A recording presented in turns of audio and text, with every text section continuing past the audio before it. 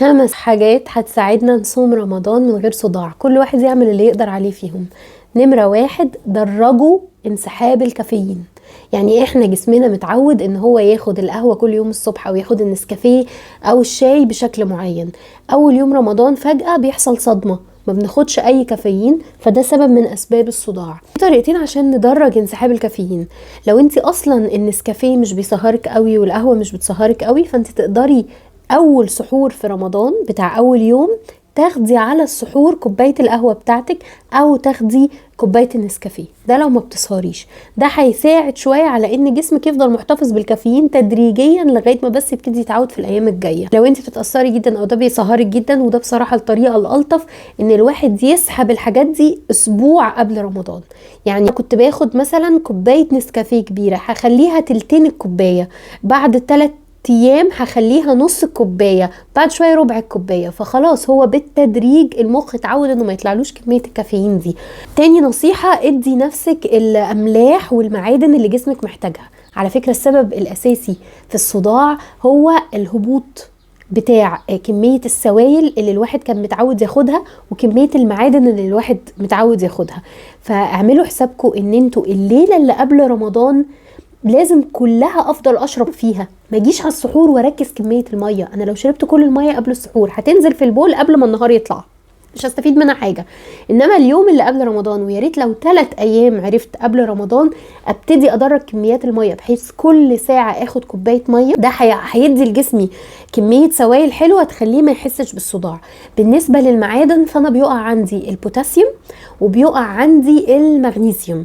اعوضهم ازاي؟ عندك البطاطس، عندك الموز اعظمهم الحقيقه، عندك الزبادي، عندك الخضروات الورقيه، الشوفان، الطماطم طبعا فظيعه، عصير البرتقال. بس خدي بالك لو البيبي عنده ارتجاع بلاها عصير البرتقال انه هيزود له الارتجاع شويه.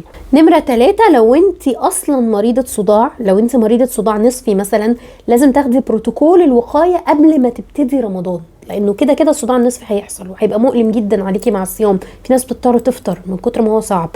لو انت اصلا مريضه صداع مثلا جيوب انفيه، يبقى محتاجه تبتدي تاخدي البخاخه وتاخدي الدواء في الاسبوع اللي قبل رمضان. الناس اللي بيجي لها صداع عادي، التنشن هادك اللي بيجي هنا بالعرض كده في الراس، ومتوقع ان هيجي لها اول يوم صيام صداع، انا بنصحهم انه يجوا على السحور في اليوم ده وياخدوا حاجه اسمها بانادول اكستند. هو البانادول العادي اللي هو الباراسيتامول، بس بيقعد في الجسم 8 ساعات بدل 6 ساعات. فانا لو اخدته على السحور بيشتغل معايا لغايه الساعه 1 الظهر مثلا، اللي هي البيك بتاع فتره الصداع. النصيحه المهمه جدا، لانه سبب الصداع هو الانسولين المتذبذب، ان انا باكل سكريات وباكل نشويات وفجاه هوب الانسولين بقى في الارض، لاني ما باكلش اي حاجه، لاني صايمه زيرو سكر. فالتذبذب، وبعدين باجي على الفطار اكل سكر كتير قوي، فلاقي نفسي صدعت بعد الفطار مع اني المفروض ان انا اكلت.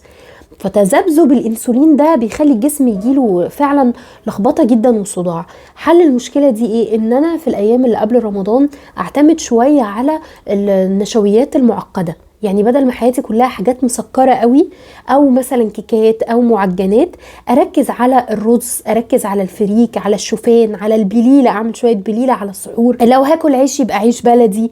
دي هتبقى نشويات معقده فمش هتستفز الانسولين قوي طالع نازل، فهتقلل الصداع. النصيحه الاخيره للي تقدر، تظبيط النوم. انا عارفه انها صعبه على امهات كتير، بس لخبطه النوم سبب مهم جدا جدا للصداع في رمضان، خصوصا ان احنا ما بنلحقش ننام خالص.